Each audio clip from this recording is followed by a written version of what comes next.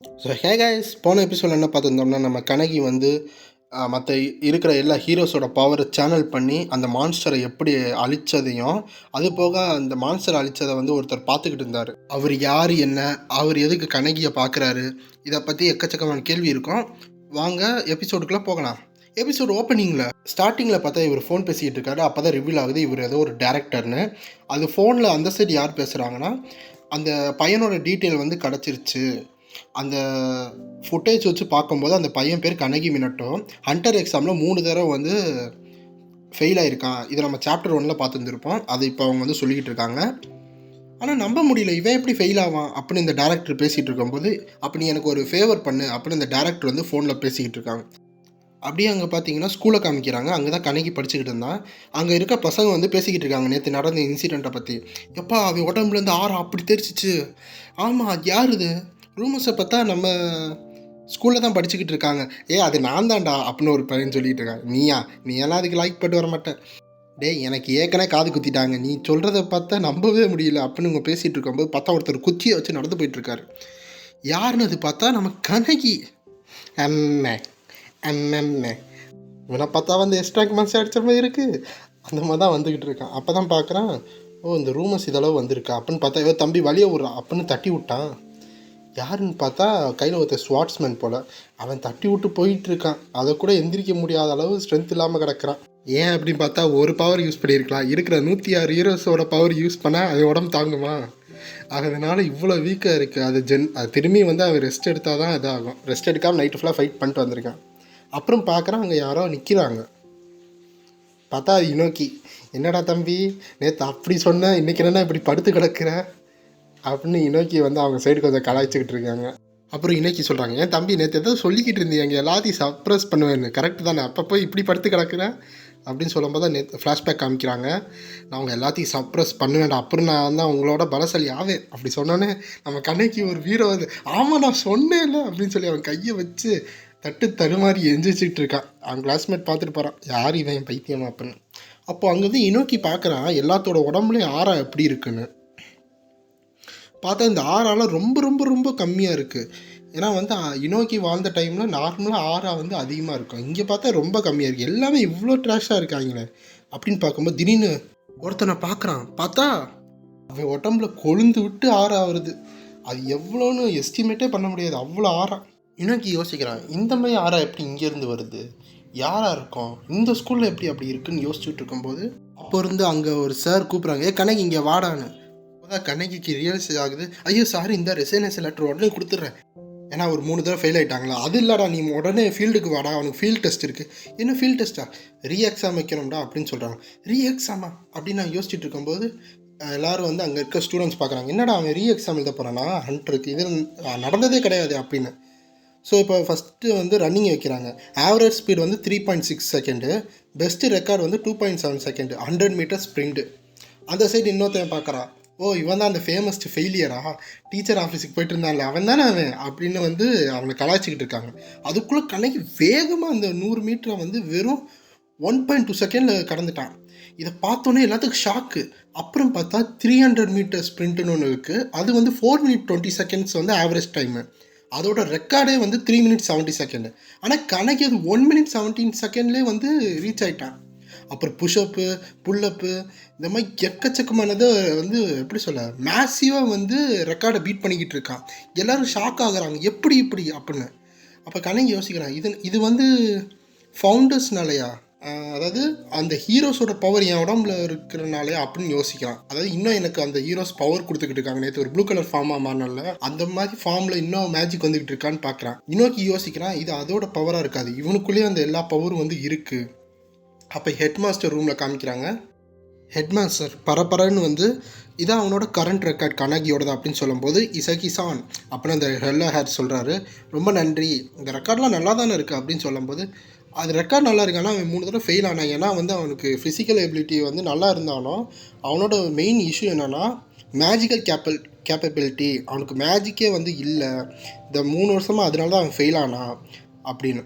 அப்போ பேசிக்கலாக அவனுக்கு மானா இல்லை அப்படின்னு அந்த எல்லாரும் யோசிச்சுட்டு இருக்கும்போது, ஆமாம் உங்கள் டைமை வேஸ்ட் பண்ணதுக்கு சாரி. அப்படியா, சரி சரி, அதையும் பார்ப்போம்.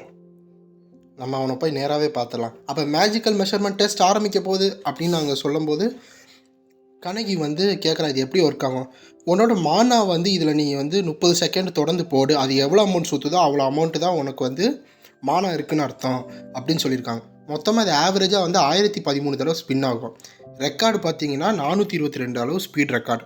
ஸோ கனகி என்ன பண்ணான்னா, இந்த பாஸ்ட் 3 வருஷம் என்னால் பண்ண முடியாத, இப்போ நான் கடைசியாக பண்ண போகிறேன், என்கிட்ட இருக்கிற எல்லாத்தையும் நான் இதில் யூஸ் பண்ண போகிறேன், என்னால் ஃபீல் பண்ண முடியுது, என் உடம்புலேருந்து அந்த ஆரா வந்து சர்க்குலேட் ஆகுது, என் கால் பாதத்துலேருந்து என் கையிலேருந்து அப்புறம் என் மூச்சு அளவு வந்து அது இதாகுது, நான் எல்லாத்தையும் ஃபோக்கஸ் பண்ணி என் கையில் விடுவேன்னு சொல்லி விடுறான். அந்த இடத்துல அது ரியாக்ட் ஆகி சுற்ற ஆரம்பிக்குது. நார்மலாக சுற்றுது, அப்படின்னு பார்த்தா வேகமாக சுற்றிக்கிட்டு இருக்கு. அப்புறம் இன்னும் கொஞ்சம் நேரம் பார்த்தா எல்லோரும் பறந்து போகிற அளவு சுற்றுது, டிஜிட்டே தாண்டி போகிற அளவு ஸ்பீடில் வந்து அது சுற்றிக்கிட்டு இருக்கா. இதனால அங்கே இருக்க டீச்சர்ஸே தூக்கி எறியப்படுறாங்க. கடைசியாக பார்த்தா ஒரு வெடி சவுண்டு. அப்புறம் அங்கேருந்து பார்த்தா இந்த அதில் இருக்க அந்த ஃபேன் மட்டும் என்ன ஆகுதுன்னா நேராக ஒரு பில்டிங்க்கு போகுது. எந்த பில்டிங்னு பார்த்தா அங்கே தான் பிரின்சிபலும் அந்த எல்லா ஹேரும் வந்து உக்காந்துருக்காங்க. நேராக அங்கே போய் இடிக்குது. அங்கே பிரின்சிபல் என்ன நடக்குது அப்படின்னு பார்த்துக்கிட்டு இருக்கும்போதே அந்த இடம் இடித்து பெரிய பிளாஸ்ட் ஆகுது. அப்புறம் கொஞ்சம் புகை மூட்டமாக கழித்து பார்த்தா பிரின்சிபல் அந்த ஃபேன் கிட்ட இருக்காரு. இது அவரால் பார்த்து மயக்கம் போட்டே விழுகிறனால வாயில் நுர வந்து தள்ளிடுச்சு. அங்கே இச்சிஹாரா சானோட அசிஸ்டன்ட் வந்து கேட்குறாங்க, இங்கே என்ன நடக்குதுன்னு. ஓஹோ, நான் நினச்ச மாதிரி தான், அவனுக்கு அதிகமாக பொட்டென்ஷியல் இருக்குது, என்னைய மாதிரி இன்னொருத்தவன் இந்த ஹிஸ்ட்ரியில் பிறந்திருக்கான் அப்படின்னு சொல்லிட்டு அப்போ வந்து கனகி பார்க்குறான், என்ன மெசேஜ் ஆகலையா, நானாக இப்படி பண்ணேன். அப்புறம் தம்பி நீ பாஸ் ஆகிட்டப்பா அப்படின்னு அந்த ப்ரொஃபஸர் சொல்கிறாரு. நீ இந்த ஆல்டர் எக்ஸாமில் வெற்றிகரமாக பாஸ் ஆகிட்ட அப்படின்னு சொன்னோன்னே கனகிக்கு அவனோட ரியாக்ஷனே என்னன்னு தெரியல. ஆனால் அங்கே பின்னாடி இருக்க ஸ்டூடெண்ட்ஸ் எல்லோரும் ஏ சூப்பர் அப்படின்னு கத்த ஆரம்பிச்சிட்டாங்க. ஏன்னா இந்த மாதிரி ஒரு பெஸ்ட் ரெக்கார்டு யாரும் பார்த்துருக்க மாட்டாங்கல்ல. அப்போ கனகி வந்து ரொம்ப நன்றி, எல்லாத்துக்கும் ரொம்ப நன்றி அப்படின்னு வந்து அழுதுகிட்டு ஃபீல் பண்ணிகிட்டு இருக்கேன். ஏன்னா இந்த பவர்லாம் ஹீரோஸ்னால தான் வந்துச்சு அப்படின்னு சொல்லும்போது பக்கத்தில் இனோக்கி வந்து எக்ஸ்பெக்ட் பண்ணது தான், இவனுக்கு உடம்புல அவ்வளோ பவர் இருக்குது, நாங்கள் வந்து ஜஸ்ட் பவர் தான் அவனுக்கு கொடுத்தேன், ஆனால் அவன் உடம்புல இவ்வளோ பெரிய திறமை வச்சுருக்கான்னு இப்போ தான் தெரியுது, இவன் ஒன்றும் ஒரு ஆர்டினரி பர்சன் கிடையாது, அது மட்டும் இல்லை இது ஒரு ஆர்டினரி கிறிஸ்டன் கிடையாது அப்படி நோக்கி வந்து பேசிக்கிட்டு இருக்கான். அது மட்டும் இல்லை, இந்த செஞ்சுரியிலே இதுக்காக தான் நான் வெயிட் பண்ணிகிட்டு இருக்கேன், என் நரம்பு எல்லாம் ரொம்ப ஆர்வமாக இருக்குது இவங்ககிட்ட சொல்லி கொடுக்குறக்கு அப்படின்னு இனோக்கி சொல்கிறான். உங்களுக்கு அப்படி தானே மற்ற ஹீரோஸ்கிட்ட வந்து அது மட்டும் இல்லை, நம்ம எல்லா விஷயம் அவன் தான் ஃபுல்ஃபில் பண்ண போகிறான் அப்படின்னு அங்கே இனோக்கி பேசிகிட்டு இருக்கும்போது அப்போ அவன் நோட்டீஸ் பண்ணுறான் மினோட்டோ, என்னது இதுன்னு பார்த்து எக்கச்சக்கமான எனர்ஜி அங்கேருந்து வந்துக்கிட்டு இருக்கு. மினோட்டோ அதை பார்த்து ஏதோ எக்ஸ்ப்ளோரேஷன் ஆச்சா அப்படின்னு பார்க்கும்போது இனோக்கி சொல்கிறான், அவன் தான் ரொம்ப எக்கச்சக்கமான ஆறா வச்சுருக்கான், இந்த காலை நான் அவனை தான் நோட்டீஸ் பண்ணேன் அப்படின்னு. ஸோ அப்போ தான் பார்க்குறான், அது வந்து இச்சிஹாரா. ஹலோ அப்படின்னு சொல்லும்போது என்ன என்ன இச்சிஹாரா மிடோரியா, அவர் தான் அந்த ஸ்ட்ராங்கஸ்ட் அவைக்கினர்ல, அவர் எதுக்கு இங்கே இருக்காரு? அப்புறம் அவர் சொல்கிறாரு, தம்பி மினோட்டோவனை நான் பார்த்தேன், நீ எக்ஸாமில் பாஸ் ஆனதுக்கு வாழ்த்துக்கள் அப்படின்னு கை கொடுக்குறாரு. ஓகே தேங்க்யூ சார் அப்படின்னு சொல்லும்போது இவருக்கு எப்படி என் பேர் தெரியும் யோசிச்சுக்கிட்டு இருக்கும்போது, சரி இன்னும் ஒரு அடிஷ்னல் டெஸ்ட் இருக்குது போகலாமா, என்ன அடிஷ்னல் டெஸ்ட்டா அப்படின்னு யோசிச்சுக்கிட்டு அப்படியே மினோட்டோ ஷாக் ஆகிறதோட இந்த சாப்டர் முடியுது. நெக்ஸ்ட் சாப்டர் ஓப்பனிங்கில் பார்க்கும்போது ஆமாம்ப்பா அடிஷ்னல் டெஸ்ட்டு. அப்போ தான் இந்த கேரக்டரோட ஹிஸ்ட்ரியை ரிவீல் பண்ணுறாங்க. இச்சிஹாரா மிடோரி 23 வயசு ஆகுது. இவர் 9 வயசுலேயே ஒரு ஃபுல் ஃப்ளெட்ஜடு ஹண்டராக மாறி இருக்கார். யாருனாலையும் அவரை வந்து தோக்கடிக்க முடியல. இவர் தான் த வேர்ல்ட் ஸ்ட்ராங்கஸ்ட் ஹண்டர் இந்த எராலேயே. அது மட்டும் இல்லை, தௌசண்ட்ஸ் ஆஃப் டீமன்ஸை வெறும் புகையாக்கிட்டார் ஒரு அட்டாக் மூலமாக. அதுக்கடுத்து இந்த வீக்கான டீமன்ஸ் இருக்கும்ல, என் ஹண்டர்ஸ் கூட ஈஸியாக அவரோட சின்ன 1% பவர் மூலமாக கில் பண்ண முடியுமா. 10 வருஷத்துக்கு முன்னாடி இந்த டீமோனியும் அவுட் பிரேக்கையும், அதே மாதிரி 5 வருஷத்துக்கு முன்னாடி இந்த அவுட் பிரேக் ஆஃப் கியூசி அதையும் வெறும் ஒரு கையால் ஈஸியாக வந்து அந்த டீமன்ஸை மொத்தமாக அடியோரியா வந்து கை கொடுத்து ஓகே வாழ்த்துக்கள் நீங்கள் எக்ஸாம் பாஸ் ஆகிட்டீங்க அப்படின்னு போன சாப்டர் லாஸ்ட்லேருந்து ஆரம்பிக்கிறாங்க. ஓகே நன்றி அப்படின்னு சொல்லும்போது சரி ஓகே இப்போ தான் உண்மையான டெஸ்ட் இருக்குது, அது என்னன்னா இந்த வேர்ல்டு ஸ்ட்ராங்கஸ்ட், அதான் அவனையே ஒரு அடி அடிக்கணுமா, அடித்தானே நீ பாஸ் ஆயிடுவ அப்படின்னு. என்ன அது சேம் டைமில் இனோகி வந்து சொல்கிறான், உன் பாடி என்கிட்ட கொடு, நான் அவனை பிரிச்சுமே போகிறேன் அப்படின்னு சொல்லிட்டு இருக்கும்போது பின்னாடி மற்ற ஸ்டூடெண்ட்ஸ் இருப்பாங்களா, வாவ் நம்பவே முடியல அவரா அந்த மிடோரி அப்படின்னு சொல்லிட்டு இருக்கும்போது, தம்பி ரூல் சிம்பிள் தான், என் மேலே ஒரு அடி அடி நீ வின்னர் ஆயிடுவ, ஆனால் தோத்தனா உனக்கு எந்த பனிஷ்மெண்ட்டும் கிடையாது, ஓகேவா? அது மட்டும் இல்லை, எல்லா 10 செகண்டுக்கும் ஒரு தடவை தான் நான் ஒரு அடி அடிப்பேன், அதனால் அது உனக்கு ஈஸியாக தானே இருக்கும், என்ன ஆரம்பிச்சிருவோமா அப்படி பேசிகிட்டு இருக்கும்போது, அது மட்டும் இல்லை, இங்கே இருக்கிற இந்த வெப்பன்ஸு இதில் உனக்கு என்ன வேணுமோ நீ எடுத்து அட்டாக் பண்ணு, உன் முழு பவரையும் காமி, ஓகேவா? நான் இங்கே தான் இருப்பேன், என் இடம்ல ஒரு அடி அடிச்சிரு அப்படின்னு ஆஃபர் கொடுக்குறாங்க. மினோட்டோக்கு என்ன நடக்குது? ஏன்னா நான் எதுவுமே ஒன்றுமே சொல்லலையே, இது என்னடா அடிஷ்னல் டெஸ்ட்டு, நான் வாட்டுக்கு சும்மா இருக்கேன், என்னைய போய் இந்த ஃபேமஸ் மிடோரியோட 1-on-1 பொண்ணுமா, அது 1 மினிட்டுக்குள்ளேயா? தம்பி சரி எந்த ஸ்வாட் யூஸ் பண்ண போகிறா அப்படின்னு மிடோரியை வந்து கேட்குறான். இதை கத்தி வச்சுக்கிறியா? அப்போ இன்னைக்கு சொல்கிறான், எனக்கு ஆர்வமாக இருக்க, டக்குன்னு என்கிட்ட ஸ்விட்ச் பண்ணி நான் அந்த இவனை ரெட்டில் விட்ட பார்த்துடுறேன், கமல் இந்த மாடர்ன் பீப்புளோட எனக்கு சண்டை போடணும் அப்படின்னு வந்து இன்னைக்கு சொல்லிட்டு இருக்காரு. மிடோரி சொல்கிறாரு, உன் பவரோட லெவலில் பார்த்தா ஃபவுண்டர்ஸ் லெவலெல்லாம் இருக்கே அப்படின்னு.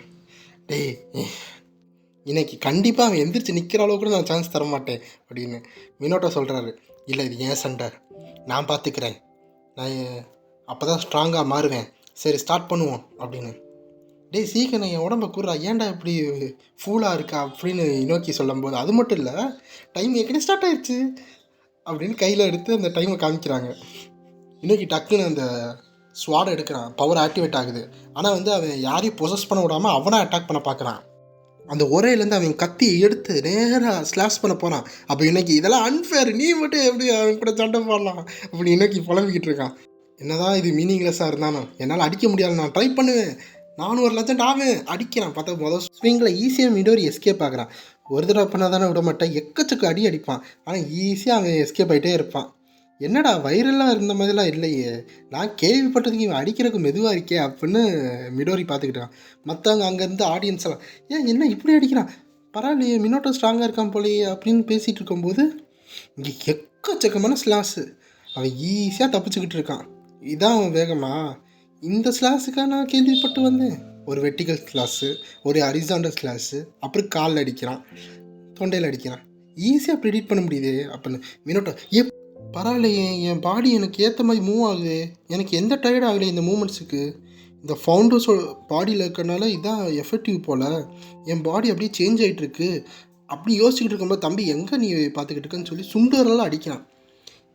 பார்த்தா அந்த இடம் ஃபுல்லாக ஒரு ஸ்லாஷு, அந்த இடத்துல மினோட்டோ மாட்டின்னா அந்த தலையை 2ஆக போயிருக்கோம் அப்படின்னு மினோட்டோ நினச்சிக்கிட்டு இருக்கான். என்னை ஒன்றும் ஈஸியாக எடுத்துக்காத, நேராக வந்து என்னை அடி சரியா?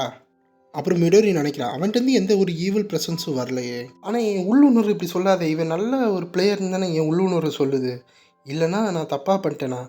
மினோட்டோ இவன் இப்படி போயிட்டு இருந்தானா என்னை சாவடிச்சிருவான், வேறு வழி இல்லை, எல்லா பவரையும் நான் யூஸ் பண்ணி தான் ஆகணும், என்னை நான் ஸ்ட்ராங் ஆக்கி ஆகணும் அப்படின்னு மினோட்டோ வேகமாக ஸ்விங் பண்ண ஆரம்பிச்சிட்டான். ஓ அப்படின்னு மினோடி, இவ்வளோதான் வேகமா? பாருங்கடா அவன் வேகம் அதிகமாகிடுச்சு அப்படின்னு மற்றவங்க எல்லோரும் ஃபோட்டோ எடுத்துக்கிட்டு இருக்காங்க. அந்த கேமராவில் கூட அவங்களோட மூமெண்ட்டு கேட்ச் ஆக மாட்டுது, 2 பேரும் அவ்வளோ ஸ்பீடாக இருக்காங்களே அப்படின்னு பேசிகிட்டு இருக்கும்போது, ஓ இதுக்கு முன்னாடி இப்போ ஸ்பீடாக இருக்குது அவ்வளோதானா, ஆனால் இதை வச்சு ஒரு எஸ் ரேங்கை வந்து டிஃபீட் பண்ண முடியுமா? இவனுக்கு இன்னும் ஃபாஸ்ட் வேணுமே.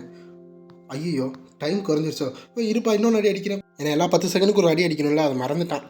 ஸோ ஒரு சுண்டி விட்றா, நேராக போய் செவுத்தில் மோதிட்டான்.